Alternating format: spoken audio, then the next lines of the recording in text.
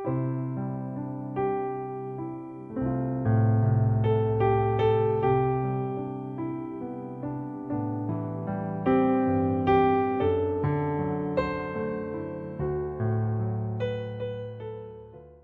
오늘은 이사야서 53장에 있는 하나님의 말씀을 우리가 듣고 여기서 은혜를 누리려 합니다.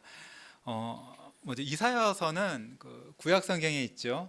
성경 한 중간 정도 펼치면 나오는데 이사야는 언제적 사람이냐면 한 예수님 오시기 한 700년 전쯤 그때 사람이에요. 그때 이제 남유다, 이스라엘이 벌써 남쪽과 북쪽으로 나눠졌거든요. 그때 남쪽 이제 이스라엘 예루살렘에 있는 그 남유다에서 활동한 선지자고, 이사야서 보시면은 되게 길어요. 되게 길거든요. 챕터가 66입니다. 66장으로 되어 있고, 뭐 우연인지 모르지만 성경 전체가 66권이잖아요. 같은 숫자예요. 이사야서 보면은 이제 주로 이제 하나님에 대해서 많이 나와요. 하나님이 거룩하신 분이고 이스라엘뿐 아니라 온 세상을 다스리시고 그들의 특히 죄를 이제 심판하시는 그런 주권자이신 것이 나오는데, 이제 이사야서를 보면 앞부분은 그 남유다나 북이스라엘이나 주변 국가들에 대한 얘기 같은 것들이 나오고, 특히 이사야 40장부터 66장까지는 보통 그 위로의 책이라는 그 표현을 쓰거든요. 그러니까 그 복음이 담겨 있는 거예요. 이스라엘 사람들을 위로하는 그런 내용이 있고, 특히 그 중간에는 그 고난받는 주의 종이 나옵니다. 고난받는 주의 종 누구겠어요? 예수님이죠. 예수님에 대해서 이사야서 뒷부분에 놀랍도록 밝히 드러내고 있어요. 그래서 이사야서는 구약의 그 복음서와 같은, 정말 아니면 바울 서신서와 같이 그 예수님에 대해서, 특히 예수님의 고난과 그로 말미암은 우리들의 구원에 대해서 밝히 드러냅니다. 특별히 이사야서 오늘 그 본문이 53장 같은 경우에 예수님의 그 고난에 대해서, 그리고 그로 말미암는 우리의 구원에 대해서 놀랍도록 밝은 빛을 비추어 줍니다. 오늘 본문 말씀 다시 한번 읽겠습니다. 그는 멸시를 받아 사람들에게 버림받았으며 간고를 많이 겪었으며 질고를 아는 자라. 마치 사람들이 그에게서 얼굴을 가리는 것 같이 멸시를 당하였고 우리도 그를 귀히 여기지 아니하였도다. 그는 실로 우리의 질고를 지고 우리의 슬픔을 당하였거늘 우리는 생각하기를 그는 징벌을 받아 하나님께 맞으며 고난을 당한다 하였노라. 그가 찔림은 우리의 허물 때문이요 그가 상함은 우리의 죄악 때문이라. 그가 징계를 받음으로 우리는 평화를 누리고 그가 채찍에 맞음으로 우리는 나음을 받았도다. 우리는 다 양 같아서 그릇 행하여 각기 제 길로 갔거늘 여호와께서는 우리 모두의 죄악을 그에게 담당시키셨도다. 여기 예수님에 대해서 말하면서 3절과 4절 그리고 5절 앞부분에서 예수님이 많은 고난을 겪으셨고 많은 괴로움을 겪으셨다고 말합니다. 그런데 놀라운 것은 사람들이 이 예수님에 대해서 어떻게 생각했느냐 하는 것이죠. 이 앞부분에서 말하기를 사람들이 예수님이 귀하게 여겼습니까? 그렇지 않아요. 예수님을 전혀 귀히 여기지 않았다고 말해요. 그리고 오히려 예수님이 이렇게 고난당하신 것이 자기 죄 때문에, 자기 잘못 때문에 하나님께 벌을 받아 그렇다, 이렇게 예수님을 오해했다고 그렇게 말합니다. 여러분, 이 사실을 복음서에서 보십니까? 복음서에서 예수님께서 많은 고난을 받으신 것과, 그리고 사람들이, 어떤 사람들이죠? 바로 이스라엘 사람들이죠. 하나님 백성들이 이스라엘 사람마저도 예수님을 귀하게 여기지 않고 오히려 예수님이 죄인이라고 예수님을 오해하는 그런 장면들이 복음서에 나옵니다. 먼저 여기서 5절에서 예수님이 찔렸다 그랬고 예수님이 상했다고 그렇게 말하고 있습니다. 여러분, 참으로 예수님은 찔리셨습니다. 그렇지 않습니까? 예수님이 무엇에 찔리셨습니까?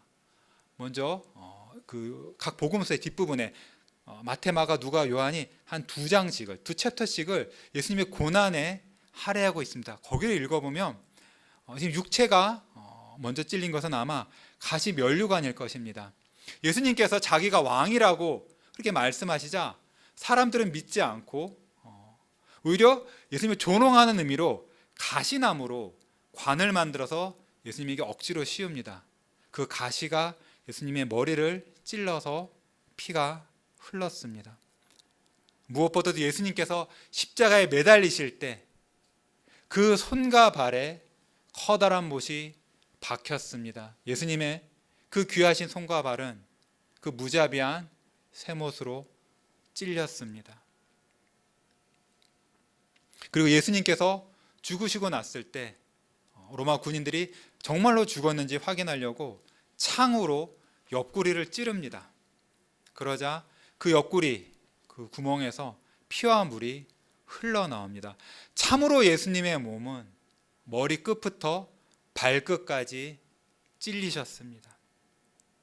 하지만 예수님을 찌른 것은 그 못과 창만이 아닙니다. 예수님의 심령을 찌른 것들이 있습니다. 무엇일까요? 무엇이 예수님의 심령을 그리 날카롭게 찔렀을까요? 복음서를 읽어보면 놀랍게도 많은 유대인들이 예수님을 믿지 않았습니다. 예수님이 자기 백성들에게 오셨는데 믿지 않았어요. 영접하지 않았어요. 그들의 불신앙이 예수님의 마음을 찌르지 않았을까요? 그리고 유대인들, 특히 유대 지도자들, 바리새인이나 서기관들이나 장로들이나 그런 사람들이, 대제사장 그런 사람들이 예수님을 매우 비방했습니다. 심지어 예수님께서 사람들의 병을 고쳐주시는, 죽은 자를 살려주시는 그런 기적을 보고도 저거는 예술한 자가 마귀의 힘을 빌려서 그렇게 하는 것이다, 마귀의 종이라고 예수님을 비난했습니다. 그것이 참으로 예수님의 심령을 찌르지 않았을까요? 그리고 예수님이 붙잡혔을 때 유대인이나 그 로마 군인들이나 예수님을 참으로 조롱했습니다. 조롱했어요. 예수님을 때린 다음에, 주먹으로 치고 손바닥으로 때린 다음에 누가 때린지 맞춰보라고. 너 선지자라며? 너 선지자면 누가 때린지 알 거 아니야, 맞춰봐. 조롱했습니다. 예수님 십자가에서 매달리셨을 때 대제사장이나 그런 사람들이 너가 진짜 왕이라면은 거기서 내려와 봐라. 내려와 보면 우리가 믿을게. 너가 남을 구원한다고 그러고 다녔지, 너는 너 자신도 구원 못하는 그런 자가 아니냐. 그렇게 예수님의 구원자 되심과 왕 되심을 조롱했습니다. 그 말들 하나하나가 날카로운 가시처럼 예수님의 마음을 찔렀습니다. 또한 여기서 예수님이 상했다고 했는데 예수님을 채찍으로 때리고 주먹으로 치고, 여기 상한다는 말이 우리가 보면은 이렇게 애들 살짝 다치는 게 느껴지만 그 히브리어 그 원어를 보면은 아주 짓밟는 것, 아주 그냥 크러쉬 해버리는 것, 그런 거를 말하는 겁니다. 참으로 예수님의 몸과 마음은 그렇게 크러쉬 되셨습니다. 근데 여러분, 예수님이 당하신 고난이 이것만일까요? 예전에 제가 처음 믿을 때 한 2000년 그때쯤에 그 멜 깁슨의 영화가 있었어요. 패션 오브 크라이스트를 혹시 보셨나요? 예수님이 당한 그 육체적인 고난과 이 정신적인 고난이 어떤 건지를 매우 사실적으로 표현합니다. 매우 충격적인 영화예요. 정말 피가 흐르고 너무나 끔찍한 그런 영화입니다. 근데 한편으로는 그 영화가 예수님의 고난을 잘 묘사했어요. 근데 그 영화가 매우 놓치고 있는 중요한 것들이 있어요. 뭔지 아십니까? 예수님의 고난, 예수님의 찔림과 상함은 단지 그가 받으신 육체와 정신의 고난이 다가 아닙니다. 여러분, 예수님께서 십자가에 매달리셨을 때 3시간 동안 하늘이 깜깜해져요. 갑자기 하늘이 깜깜해집니다. 그리고 나서 그 깜깜함이 끝날 때쯤에 예수님이 뭐라고 외치시냐면은 엘리 엘리 람마 사박다니 이렇게 부르짖으셨어요. 어떤 뜻이냐면은 나의 하나님 어찌하여 나를 버리셨나이까. 예수님은 하나님에게 버림받으셨습니다. 여러분, 하늘이 깜깜해진 것은 뭐를 의미하냐면 하나님께서 완전히 예수님을 버리신 것을 의미해요. 구약 성경에 보면은 그 하나님이 우리를 사랑하시는 것, 우리를 기뻐하시고 우리를 은혜 베푸시는 것, 은총 내리시는 것을 빛이라고 많이 표현합니다. 그 대제사장이 이스라엘에게 그 복을 줄 때도 여호와께서 얼굴을 내게 비추사 은혜 베푸시기를 원하며 그 얼굴을 내게 향하여 드사 평강 베푸시기를 원하노라 하면서 하나님께 얼굴을, 그 낯빛을 비추시는 것을 하나님의 은혜, 복으로 설명하고 있는데, 갑자기 해가 깜깜해진 것은 하나님께서 예수님을 향해서 모든 은혜와 사랑과 은총을 완전히 가리시고 예수님을 철저하게 내버리신 것을 말합니다. 하나님께 버림받는 것, 하나님께 버림받는 것이야말로 예수님이 받으신 고난의 본질이요 절정인 것입니다. 우리는 어찌 보면 하나님께 버림받는 것이 그게 대단한가 그렇게 느끼실지 모르지만 예수님은 달라요. 예수님은 원래부터 하나님과 하나이신 분, 영원전부터 하나님께 사랑을 받고 하나님을 사랑하고 우리가 설명할 수 없는 그 완전한 연합의 교제를 아버지와 누리시던 분이었어요. 예수님은 어려서부터, 성유신 하신 이후에도 어려서부터 하나님과 사랑의 교제를 누렸고, 예수님이 세례를 받으실 때도 하늘에서 예수님 아버지의 목소리가 들렸죠.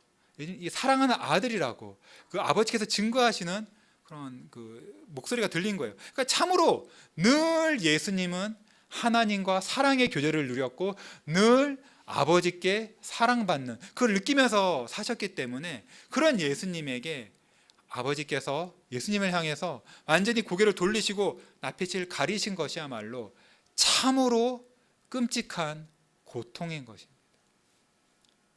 그 지옥의 어떠한 고통보다도 큰 고통이 예수님에게는 아버지와 사랑을 누리지 못하는, 아버지께 버림받은 그것이 무엇보다도 예수님을 찌르고 예수님의 영혼을 누르는 무서운 고통이었습니다.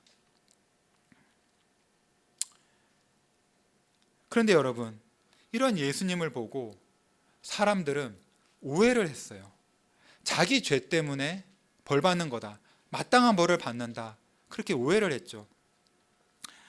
유대인들이 그랬습니다. 유대 지도자들이 예수님을 왜 십자가에 못 박았을까요?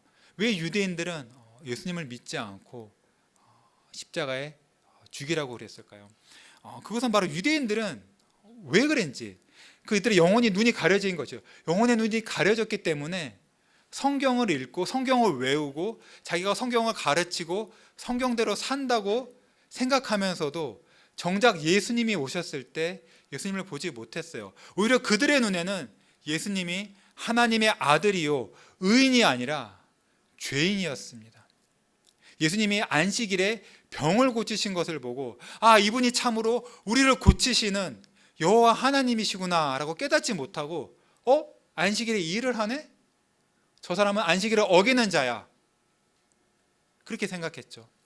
예수님께서 죄인을 구원하시고 죄인을 사랑하시려고 남들은 외면한 그런 그 세리나 창녀들하고 함께 하시면서 그들에게 하나님 말씀을 가르치시고 그들을 고치시고 그들을 구원하시려고 한 그것을 보고 저 사람, 저 예수라는 사람 의인들하고 같이, 우리 바리새인, 우리 같은 의인들하고 안 놀고 죄인들하고 같이 노네? 저 사람은 죄인이야, 저 사람은 의인이 아니야, 시편 1편에 나오는 그런 의로운 자가 아니야, 그렇게 오해를 한 것이죠. 그리고 무엇보다 예수님께서 여러 번, 예수님이 보통 사람이 아니고 자기 혼자 스스로 온 것이 아니고 아버지께서 보내셔서 오셨다, 이런 말씀 굉장히 많이 하셨어요. 예수님이 하시는 말들, 그 일들이 그냥 예수님이 하고 싶은 걸 하는 게 아니라 나를 보내신 이께서 나에게 말씀하여 주신 것, 나에게 하라고 시키신 그 일을 내가 한다. 내가 아버지의 말을 늘 듣는다. 그래서 나는 아버지께 사랑을 받는다. 심지어 아버지와 나는 하나다. 아버지가 내 안에 계시고 내가 아버지 안에 있다. 이렇게 예수님께서 보통 사람이 아니라 하나님이시고 성자이시고 아버지께서 영원전에 주신 그 약속과 명령을 따라 그 행하신 일, 자기 백성을 그들의 죄에서 구원하러 오신 그 일을 하신다는 그 말씀을 하셨는데, 유대인들은 뭐야, 저 사람 자기가 하나님이라 그러네? 신성모독이다, 죽어야 한다, 그렇게 예수님을 오해했습니다. 그래서 그들이 예수를 죽이기로 한 거죠. 근데 그냥 죽이지 않고 나무에 매달아 죽이죠. 왜 십자가에 매달아 죽이려고 그랬을까요? 그것은 바로 구약에서 이미 신명기에서 이스라엘 나라가 시작할 때 하나님께서 뭐라 그러셨냐면은 나무에 달린 자는 하나님께 저주를 받았습니다, 이렇게 말씀하셨어요. 벌써 이스라엘 시작에서부터 누가 나무에 매달아 죽었다는 것은 하나님께 저주를 받은 자라, 이런 뜻입니다. 그 왜냐하면 나무에 매달린다는 것은 그냥 대강대강 매달려 있는 거잖아요, 그렇죠? 땅에 속하지도 못하고 하늘에 속하지도 못하고 땅에게 버림받고 하늘에 버림받고 어디에도 속하지 못하고 나무에 대령대령 매달려 죽은 자야말로 하나님께 저주를 받았다는 그런 뜻입니다. 그래서 유대인들은, 바리새인 같은 유대 지도자들은 예수 저 사람이야말로 신성모독자여 하나님께 저주를 받아 마땅한 자라는 것을 그 생각 때문에 본디오 빌라도에게 십자가에 매달라고 그렇게 주장을 한 것이에요. 사람들은, 언약 백성들은 예수님을 귀히 여기지 않고 멸시했고 심지어 하나님께 저주받은 자라 여기고 그를 불쌍히 여기지 않고 그의 죽음을 오히려 기뻐했습니다. 그런데 하나님은 뭐라고 말씀하십니까? 예수님이 불의한 자라고, 하나님께 저주받아 마땅한 죄인이라고 말합니까? 예수님이 죽으신 것이 자기 죄 때문에 죽은 것이라고 그렇게 말씀하십니까? 아닙니다. 5절에서 하나님께서는 예수님이 찔리신 것은 예수님 자신의 죄 때문이 아니라 우리의 허물 때문이라고 말씀하십니다. 예수님이 상하신 것은 예수님의 죄악 때문이 아니라 우리의 죄악 때문이라고 말씀하십니다. 여러분, 예수님은 죄가 없으십니다. 예수님은 의로우십니다. 예수님 직접 말씀하시기로 예수님이 죄가 없다고 말씀하셨어요. 너희 중에 누가 나에게 죄가 있는지 고소할 수 있느냐고 물어보셨고, 아까 말씀드린 대로 예수님이 세례 받으실 때나 변화산에서 하늘에서 성부 하나님의 목소리가 직접 들렸습니다. 역사상 그런 일이 없어요. 성부 하나님의 목소리가 직접 들려서 예수님이 사랑하는 아들이라고 증거하셨습니다. 예수님을 심판한 본디오 빌라도마저 예수님에게 죄가 없다고 3번이나 유대인들에게 선포합니다. 예수님이 죽으셨을 때 백부장이 그 죽는 모습을 보고 참으로 의인이라고 그렇게 유대인들, 로마인마저도 증거합니다. 그리고 예수님이 십자가에서 부활하신, 죽음에서 부활하신 것이야말로 예수님이 의인이었다는 하나님의 증거입니다. 예수님은 참으로 의인이십니다. 그러면 왜 의인이신 예수님이 죽으셨습니까? 바로 예수님께서 우리의 죄를 짊어지셨기 때문입니다.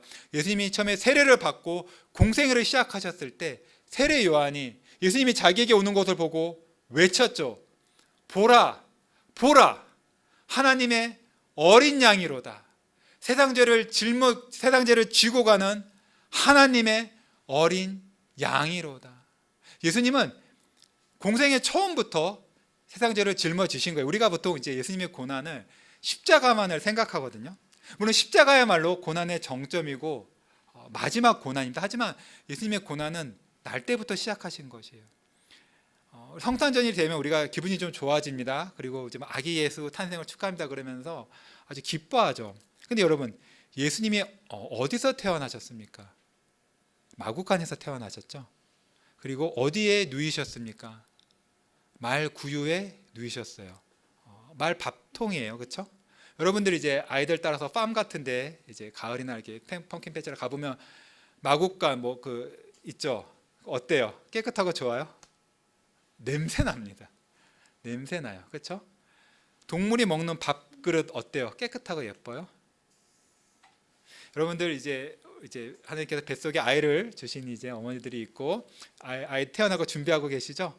이것저것 물품 모으시고 하는데 어떻게 합니까? 깨끗한 거, 그렇죠? 참 예쁘고 깨끗한 거 새로 사든지 아니면 중고로 구하더라도 깨끗이 빨아서 아이를 입히고 누이려고 준비합니다. 그런데 예수님께서 깨끗하고 좋은 곳에 누이셨나요? 좋은 곳에 태어나셨나요? 아니죠. 동물, 사람도 아니고 짐승이 살고 짐승이 먹는 밥그릇에 그렇게 태어나셨죠. 날 때부터 예수님께서는 우리 죄를 짊어지셨습니다. 그래서 우리가 우리 죄 때문에 좋은 곳에서 깨끗하게 그렇게 살 자격이 없고, 그렇기 때문에 짐승보다 못하기 때문에 예수님께서 말구 위에 누이신 거예요. 예수님께서 동물도 잘 곳이 있고 쉴 곳이 있고 집이 있는데 인자는 머리 둘 곳 하나 없다고 하셨죠. 동물보다 못하게 그렇게 사신 거예요. 많은 고난을 받으셨습니다. 인생의 전체에 걸치고, 그리고 십자가에서 특별히 그 크신 고난, 그 모두가 바로 예수님께서 우리의 죄를 짊어지셨기 때문이에요. 무엇보다 예수님은 십자가에서 나무에 매달려서 죽으신 것은 저주를 받아 죽으신 것입니다. 갈라디아서 3장 13절에 이렇게 말합니다. 그리스도께서 우리를 위하여 우리를 대신하여 저주를 받은 바 되사, 이렇게 말합니다. 예수님이 우리를 위하여, 성경에서 위하여라는 말은 대신하여란 말이에요. 대신했단 말입니다. 우리를 대신해서 저주를 받으셨습니다. 왜 예수님께서 우리를 대신해서 저주를 받으셨습니다? 그것은 바로 저와 여러분 모두가 하나님의 저주 아래 태어났기 때문입니다. 갈라디아서 3장 10절이 이렇게 말합니다. 무릇 율법의 행위에 속한 자들은 저주 아래에 있나니 기록된 바 누구든지 율법책에 기록된 대로 모든 일을 항상 행하지 아니하는 자는 저주 아래 있음이라 하였습니다.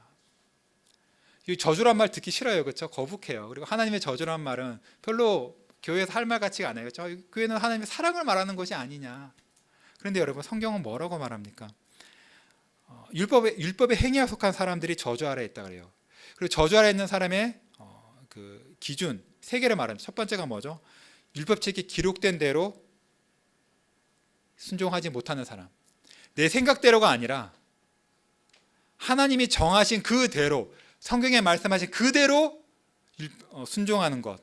그리고 그것을 모든 일을 율법의 한두 가지가 아니라, 내가 중요하게 생각하는 몇 계명이 아니라 모든 계명을 지켜야 되고, 또 어떻게 해요? 항상 날 때부터 죽을 때까지 항상 언제나 하나님의 계명을 지켜야 하는 것입니다. 이 3가지를 다 만족하지 못한 사람은 어떻게 된다고요? 저주 아래 있다고 하나님께서 분명히 말씀하셨어요. 이거 하였음이라 그랬죠. 이건 뭐예요? 구약 성경이 벌써 이렇게 말씀하셨다는 겁니다. 여러분, 저 여러분 중에 누가 모든 계명을 항상 완벽하게 다 지켰다고 말할 수 있는 사람이 누가 있습니까? 저는 못하거든요. 아니, 오히려 모든 계명을 항상 다 어기고 있다고 그렇게 말할 수밖에 없거든요. 제 지난 한 주의 삶을 돌아볼 때 그렇게 말할 수밖에 없습니다. 그러니 하나님 말씀에 따라 우리는 저주 아래 있습니다. 그런데 예수님께서 13절에서 뭐라 그러셨냐면, 그리스도께서 우리를 위하여 저주받은다 대사 율법의 저주에서 우리를 속량하셨다고 말하는 것입니다. 여러분, 속량이라는 게 뭐냐면 값주고 사는 거거든요. 물건 같은 거 값주고 사는 거, 아니면 뭐 노예로 팔리거나 뭐 담보로 이제 물건 이제 담보로 뺏겼을 때 그걸 가져오려면 돈을 내고 사는 거예요. 예수님께서 우리 대신 나무에 매달리심으로 하나님의 저주를 받으사 값을 치러드린 것입니다. 하나님께. 예수님이 십자가에서 하신 일은 뭐냐면, 본질적으로는 우리 대신 저주를 받으사 하나님께 드려야 되는 우리의 몸값을 예수님께서 하나님께 대신 치러주신 거예요. 이것이 바로 예수님께서 십자가에서 하신 것입니다. 우리를 값주고 사신 것이에요. 여러분, 이것이 바로 예수님의 십자가의 본질이고 반드시 돼야 되는, 여러분, 구원은 그냥 받을 수가 없어요. 그냥 받을 수가 없어요. 하나님의 은혜는 값싸게 그냥 베푸는 게 아니에요. 뭐 상품권 막 뿌리듯이 막 그렇게 봐주는 게 아니에요. 예전에 그런 말 들은 적 있어요. 이제 한국에서 이제 뭐 외제차에서 뭐 벤츠를 모는 사람이 부자가 아니라 벤츠 몰다가 누가 와서 갖다 박아도 그냥 괜찮다고 보내주는 사람이 진짜 벤츠 탈 만한 부자다, 이런 말을 들은 적이 있는데, 세상에는 그런 일이 있어요. 누가 나한테 뭐 잘못해도 손해를 입혀도 괜찮다고 봐주고 넘어가거든요. 그런 건 좋은 거예요. 남을 봐주고 넘어가는 건 좋은 건데 세상은, 하나님의 입장은 조금 다릅니다. 하나님은 온 세상을 다스리는 주권자거든요. 재판장이라고요. 하나님께서 죄를 그냥 봐주시며 세상 법질서가 무너지죠. 하나님의 공의로우심이 무너지는 거예요. 누가 죄를 지어도 벌을 받지 않는다, 그게 알려져 봐요. 어떻게 되겠어요? 세상이 끔찍해지는 거죠. 하나님의 공의와 정의가 드러나는 것이 중요하기 때문에 하나님께서는 죄는 용서하실 때 그냥 용서하지 않으시고 반드시 죄값을 치름으로써 용서하시는 겁니다. 예수님께서는 하나님을 사랑하시되 하나님의 모든 것, 그 하나님 아버지의 사랑과 은혜뿐 아니라 정의와 공의까지 사랑하시기 때문에 아버지께 마땅히 죄인을 구원하기 위한 그 값을 자기의 피로 들이신 것입니다. 이렇게 예수님께서 피를 흘리신 것, 고난을 받으신 것, 그것은 무엇을 위해서입니까? 그 목적은 무엇입니까?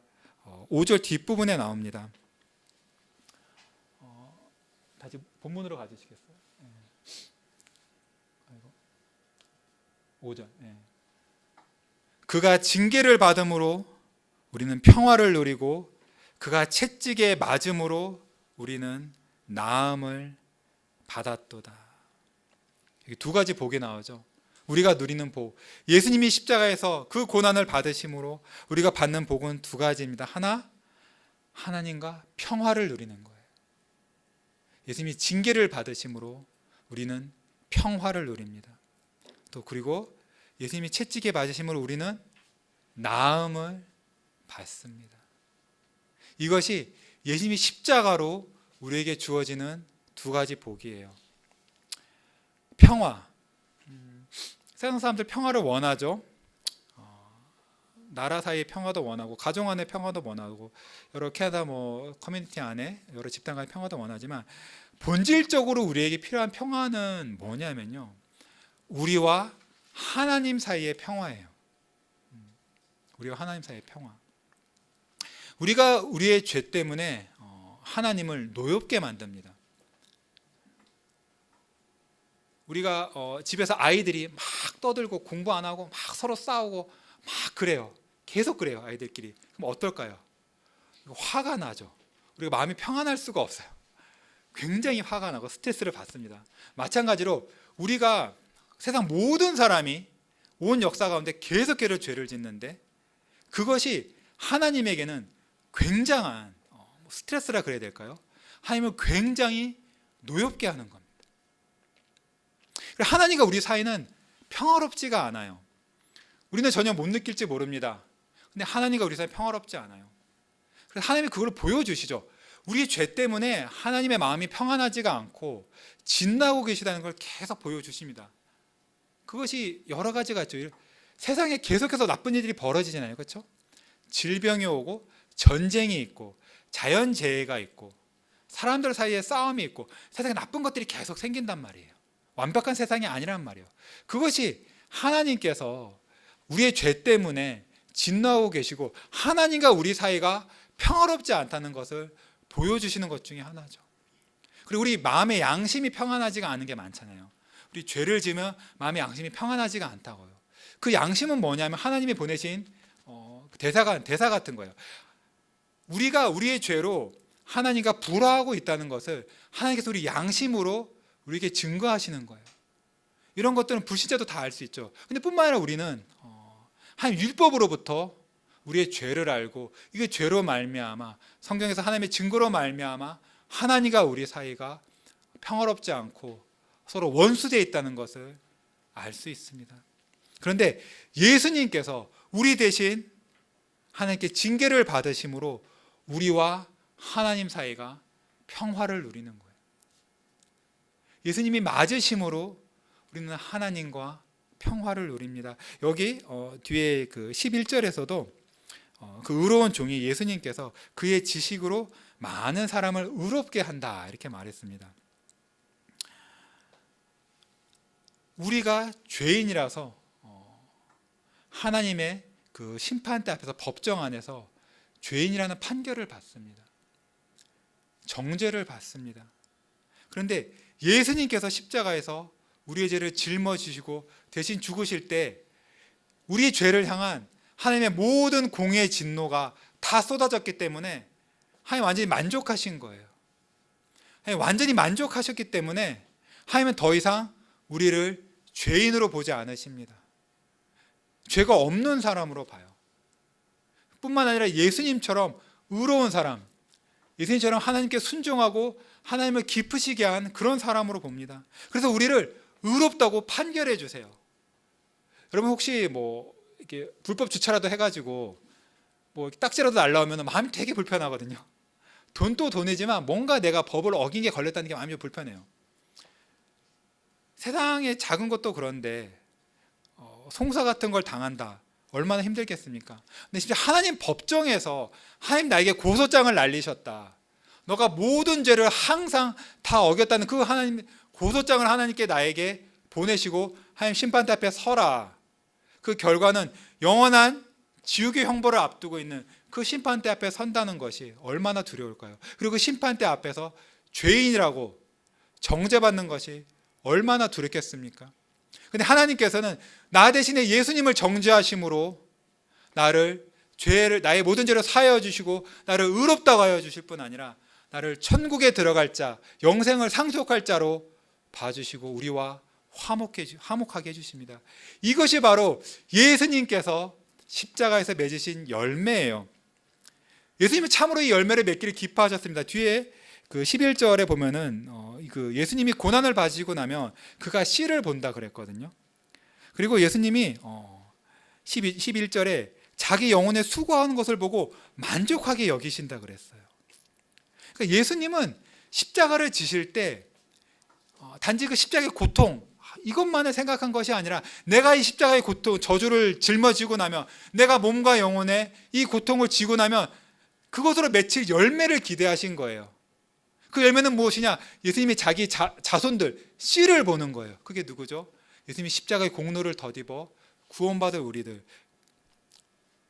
그 열매 중에 하나, 예수님이 십자가의 수고 열매 중에 하나는 뭐냐면 우리가 바로 죄인인 우리가 바로 하나님의 심판대 앞에서 풀려나고 의인이라고 인정을 받고 하나님과 화목하고 하나님의 자녀가 되는 것이죠. 이것이 바로 예수님이 십자가를 달게 지신 예수님 십자가 달게 지셨거든요. 그거 아세요? 예수님 십자가 달게 지신 거? 물론 십자가 지시기 전에 그 겟세마네 동산에서는 피하게 해달라고, 그렇죠? 피가 땀이 되도록 흘리시며 이거 좀 십자가 안 지게 해달라고 기도했죠. 왜? 예수님 또 사람이니까. 사람으로서 그걸 알거든요. 그리고 하나님으로서 하나님의 저주가 뭔지를 아시기 때문에 인간의 마음으로는 피하고 싶으셨던 거예요. 근데 순복하셨죠. 근데 그 전부터 보면은 사실 그 예수님께서 어떤 말씀을 하셨냐면 내가 받을 세례가 있다고, 그 세례를 받기까지 내 마음이 너무 답답하다고, 얼른 빨리 그 세례를 받고 싶다고 그러셨거든요. 그 세례가 뭔지 아세요? 십자가의 죽으심이에요. 그리고 예수님께서 갈릴리 사역을 마치고 그 베드로가 이제 하나님의 아들이라고 고백한 다음에 교회 세우겠다고 하시고 내려오시면서 그 하실 때 예수님이 갈릴리로 정말 앞장서서 정말 이렇게 단호하게 가셨어요. 근데 가면 죽을 거 제자들이 보고 무서워했거든요. 제자들은 무서워서 뒤에 졸졸졸 억지로 따라가고 예수님은 앞장서서 가셨어요. 예수님은 정말로 죽기를 각오하고 기뻐하면서 십자가로 지신 거예요. 왜? 예수님 십자가에서 피를 흘리시고 나면 하나님의 저주를 받으시고 나면 열매가 맺히는 거죠. 먼저는 우리가 하나님 화평을 누리는 거예요. 하나님의 사랑받는 자녀가 되는 그 복을 예수님이 기대하시면서 십자가를 지신 거예요. 두 번째 열매는 무엇입니까? 그가 채찍에 맞음으로 우리가 나음을 얻는다. 나음을 얻는다. 병이 낫는 것처럼, 상한 몸이 다친 게 낫는 것처럼 낫는 거예요. 우리의 문제는 단지 하나님 앞에 죄인이고 심판을 받고 지옥에 떨어지는 그것만이 아니라 우리의 온 몸과 영혼이 병들어 있죠. 그렇지 않나요? 무엇으로 병들어 있죠? 온 몸과 영혼이 죄로 병들어 있습니다. 우리는 죄로 병들어 있어요. 병든 자처럼, 아픈 사람처럼 하나님을 알지 못하고 하나님을 사랑하지 못하고 하나님께 순종하지 못하고 오히려 죄를 사랑하고 죄를 선하다고 여기고 그런 병에 들려 있는 거죠. 예수님이 십자가에 죽으심으로, 아니 예수님이 채찍에 맞으심으로, 예수님의 몸이 상하심으로 거기서 나오는 열매는 무엇이냐면 우리가 참으로 의로운 자, 온전한 자가 되는 것입니다. 하나님을 사랑하고 이웃을 참으로 사랑하고 하나님을 섬기기를 기뻐하고 예수님처럼 온전하게 하나님께 나 전부를 드리며 사는 그런 완전한 사람, 정말 그런 사람으로 나의 온 존재가 바뀌는 거예요. 이것이 바로 예수님께서 채찍에 맞으심으로 살이 찢어지심으로 우리에게 오는 그 열매입니다. 예수님은 이 열매를 그 열매가 우리에게 맺히는 것, 그것을 기대하며 십자가에서 그 전에 채찍에서부터 그 몸을 내어주신 겁니다. 자기 몸이 찢어지고 내어주신 것은 예수님 몸이 찢겨질 때 그 열매로 우리가 온전해지기 때문이죠. 여러분, 이것이 바로 하나님께서 예수님을 통하여 우리를 구원하시는 방법입니다. 이 길 밖에는 구원의 길이 없어요.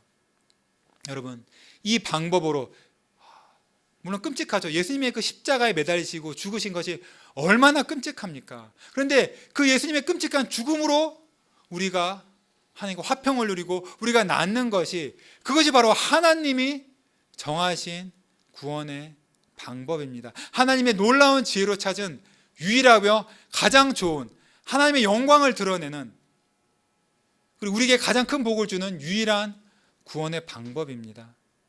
여러분, 이 구원의 방법을 여러분이 귀히 여기십니까? 이 십자가의 죽으심으로 내가 구원받는 이것을 감사히 여기고 오히려 여기에서 하나님의 모든 영광이 드러나고 죄인을 반드시 벌하시는 그 하나님의 의로움이 드러나고 죄인을 사랑하는 그 하나님의 사랑이 드러나는 그 방법으로 구원받는 것을 여러분은 오히려 기뻐하시고 그래서 하나님을 찬송하십니까? 아니면은 난 여전히 나의 어떤 정신 수양이나 선행이나 아니면 종교적 열심이나 그런 방법으로 내가 하나님과 평화를 누리고 하나님의 사랑을 받고 내가 더 의로운 자, 내가 더 좋은 사람이 될 수 있다고 그렇게 생각하십니까?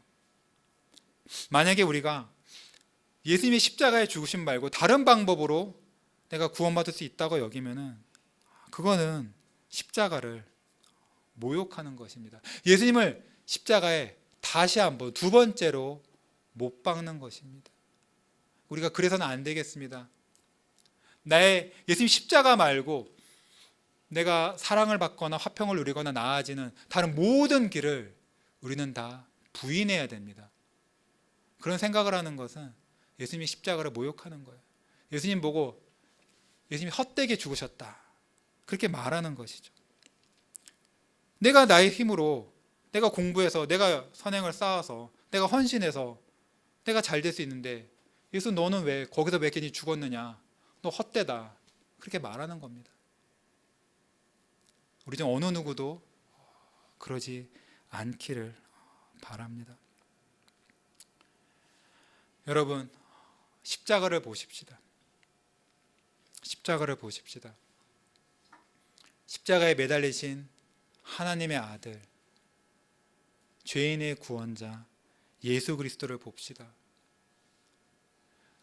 나의 죄가 어떤 건지 알지 못한다면 먼저 율법을 봐야겠죠. 하지만 율법뿐만 아니라 예수님이 십자가를 바라볼 때 우리의 죄가 무엇인지 확연히 드러납니다.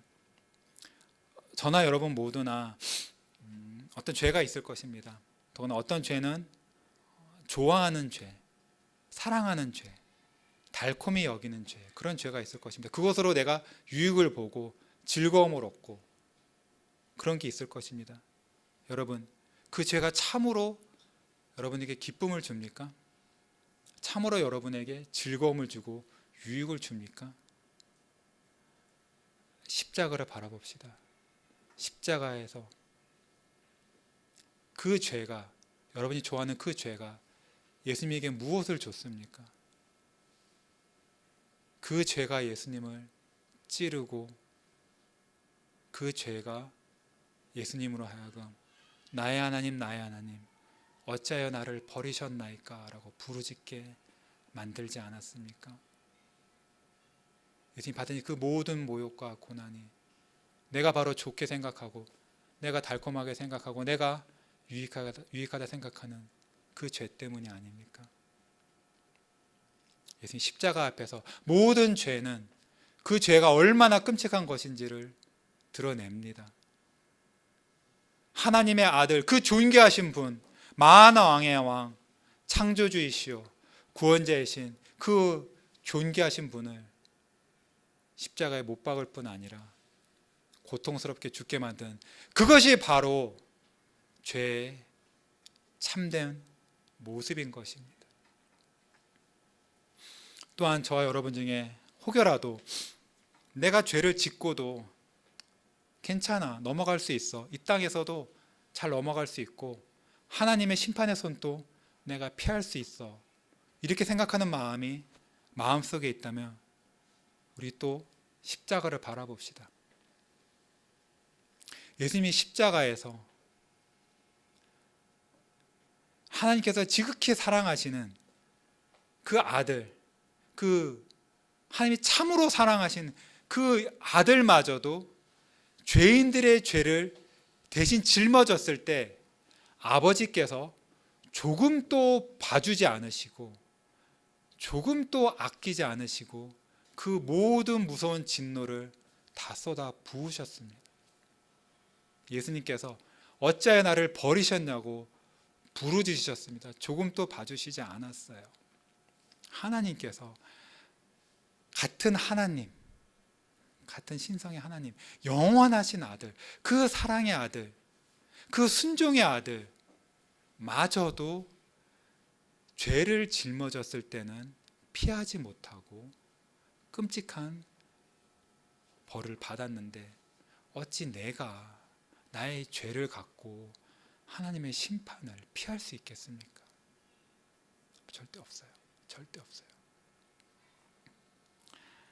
하지만 여러분, 예수님 십자가를 바라볼 때 그 귀하신 분이 흘리신 그 피와 고통이 나의 죄 때문인 것을 알고 하나님 말씀을 깨달을 때 내가 죄인인 것을 알고 내가 하나님과 불화하고 있고 하나님 나의 죄 때문에 나에게 진노하고 있고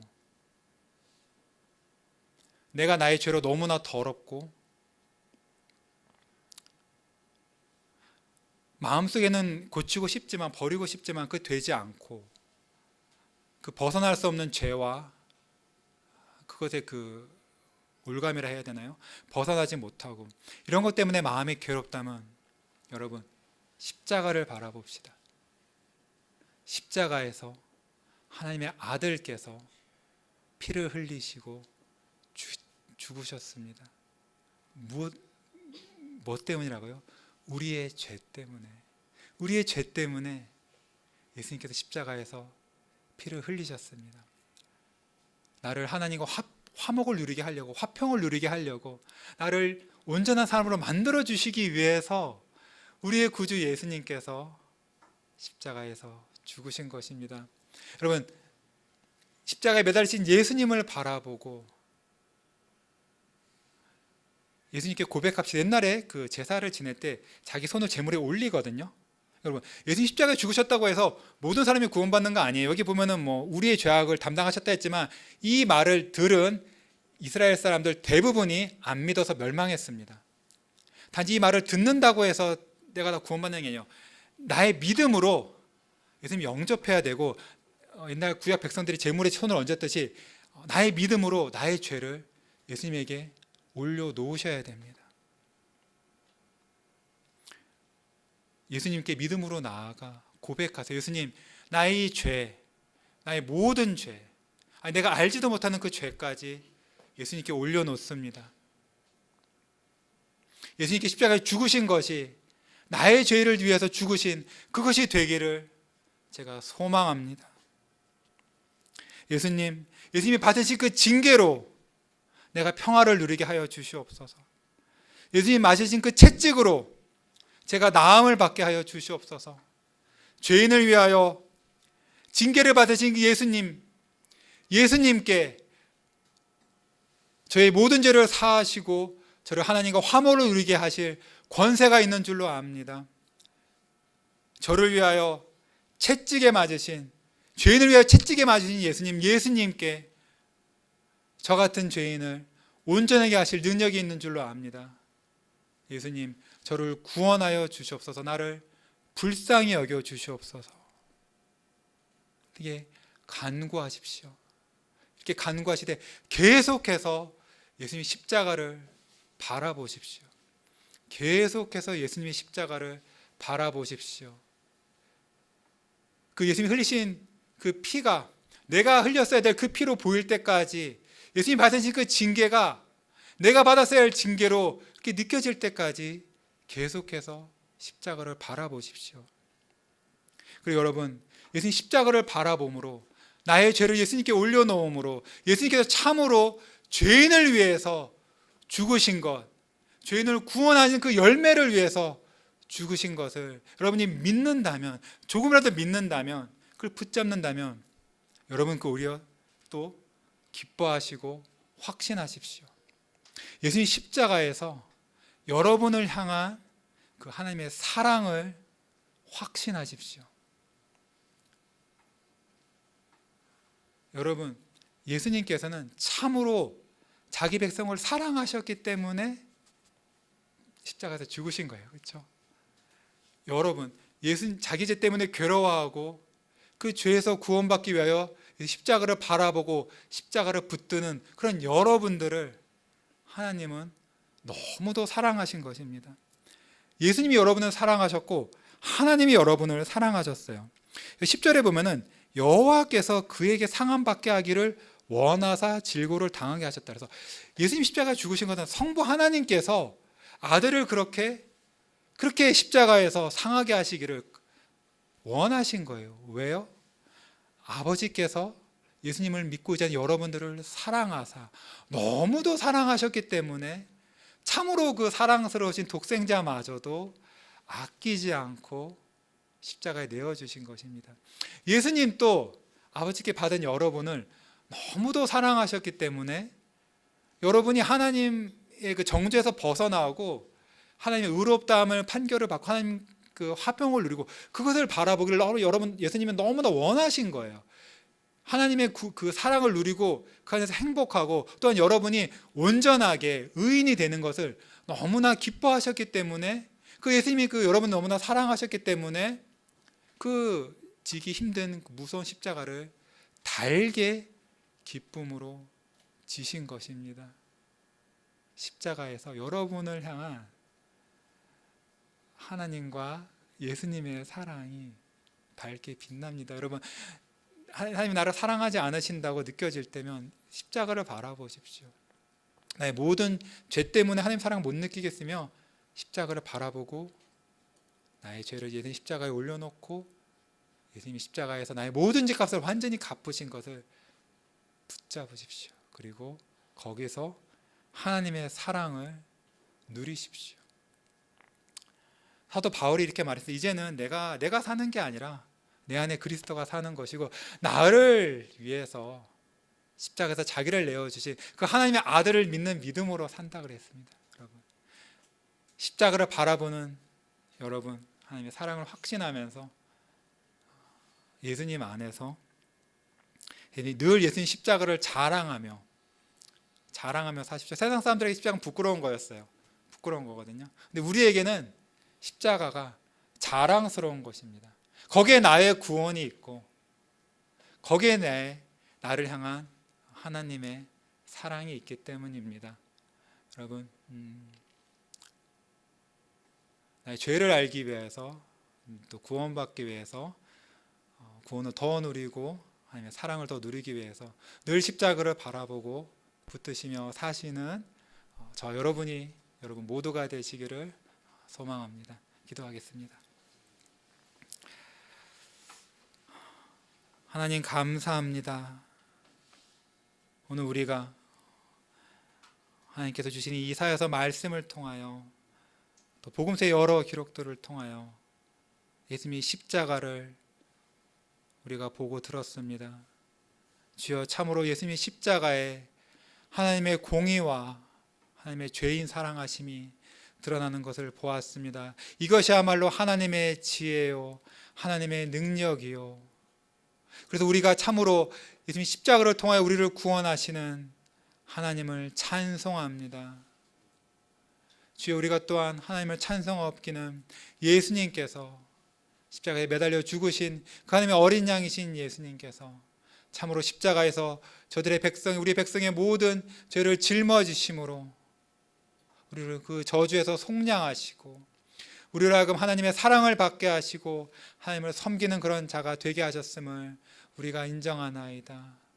하나님의 어린 양이여, 영원 세세토록 존귀와 영광과 찬송을 받아 주시옵소서.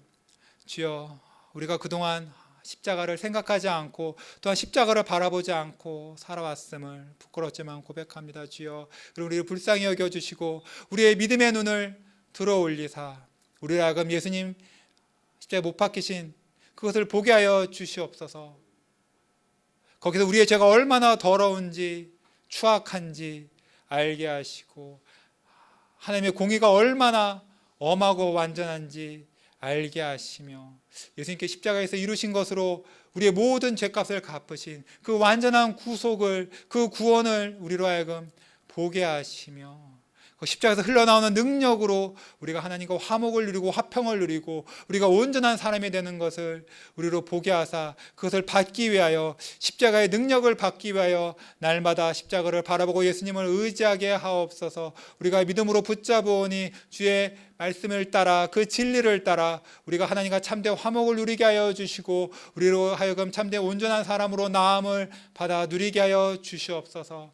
무엇보다 십자가에서 아들을 아끼지 아니하시고 십자가에 내어주신 아버지의 사랑과 우리를 사랑하사 십자가를 지신 예수 그리스도의 사랑을 우리가 더욱 확신하며 그 사랑 안에 감격하고 위로와 안심을 누리며 우리를 그렇게 사랑하신 하나님께 그 받은 사랑을 돌려드리며 사는 우리 모두가 되게 하여 주시옵소서. 이 말씀 우리가 집으로 갖고 가고 또 한국으로 또 알버타로 가지고 갈 텐데 늘 하나님 말씀 우리와 함께 하셔서 예수님의 십자가의 능력이 우리가 어디에 가든 드러나게 하시고 또한 우리가 말로 또 그 삶으로 이런 예수의 십자가의 사랑을, 복음의 능력을 전하는 우리 모두가 되게 하여 주시옵소서. 한 주간 우리를 지켜주시고 다음 주에 더 큰 기대를 갖고 이 자리에 나오게 하옵소서. 감사하며 이 모든 말씀 우리 위해 십자가에서 죽으시고 부활하사 하의 우편에서 우리 위해 기도하시고 만유를 다스리시는 우리 주 예수 그리스도의 이름으로 기도합나이다. 아멘.